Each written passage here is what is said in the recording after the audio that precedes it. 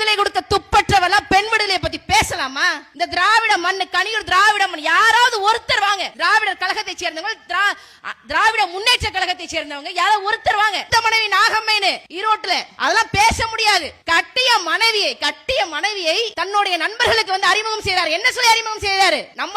நம்ம அண்ணன்மார்கள், தம்பிமார்கள், மாமாமார்கள், மச்சமார்கள் அவங்களுடைய வீட்டுக்காரங்களை எப்படி அறிமுகப்படுத்துவாங்க? நண்பர்கள் கிட்ட எப்படி அறிமுகப்படுத்தாங்க?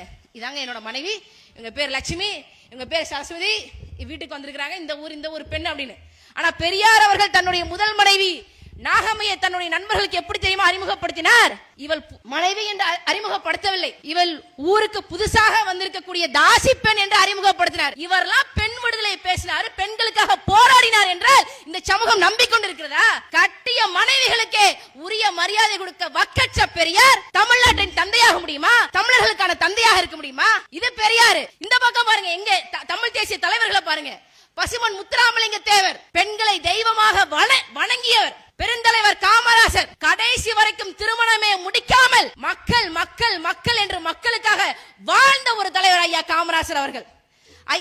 சுப்பிரமணிய பாரதி, மகாகவி பாரதியார் தன் மனைவி செல்லம்மாளை இருக்கையில் உட்கார வைத்து தான் நின்று கொண்டு புகைப்படம் எடுத்து செல்லம்மாளை தன் வாழ்க்கை துணையாக ஏற்றவர் மகாகவி பாரதியார். இது மட்டுமா?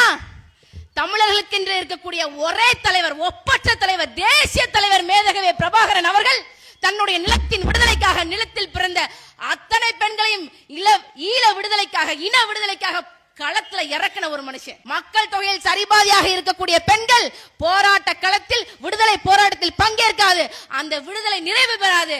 அப்படியே நிறைவு பெற்றாலும் அது முழுமையடையாது என்று சொல்லி 33 விழுக்காடு பெண் படைகளை வைத்து, பெண்களை வைத்து படை நடத்தி போனவன் தானே தமிழர்களுக்கான ஒப்பற்ற தலைவர், தேசிய தலைவர் மேதகவே பிரபாகரன் அவர்கள். நான் சும்மா சொல்ல, ஒரு புகைப்படம் பார்க்கிறேன். தேசிய தலைவர் பிரபாகரன் அவர்களுடைய 3வது மகன் பாலச்சந்திரன் அவர்களுக்கு பிறந்த நாள் கேக் வெட்டுறாங்க. கேக் வெட்டுற இடத்துல பாலச்சந்திரன் தம்பியோட பேருக்கு முன்னாடி மா எழுதியிருக்கு. மா புள்ளி பி, அதுக்கப்புறம் பாலச்சந்திரன் பேர். பிரபாகரன் அவர்களுடைய மனைவி பெயர், தமிழர்களின் குலவிளக்கின் பெயர் மதிவதனி. மதிவதனியில் இருக்கக்கூடிய மா முன்னெழுத்து முதல்ல போட்டு தன்னோட பேரை அடுத்து போட்டு அதுக்கப்புறம் இந்த பிள்ளையோட பேரை எழுதுறான்பா. யாரு தலைவர்? பெண்களுக்கான மதிப்பை கொடுக்கிறவங்க தான் தமிழரு. இப்படி இருக்க முடியுமா? நம்மளால இருக்க முடியுமா? மாபி பாலச்சந்திரன் அப்படின்னு சொல்லி அந்த பேரை எழுதி அதுக்கு மேல கேக்கு வச்சு வெட்டுறாங்க.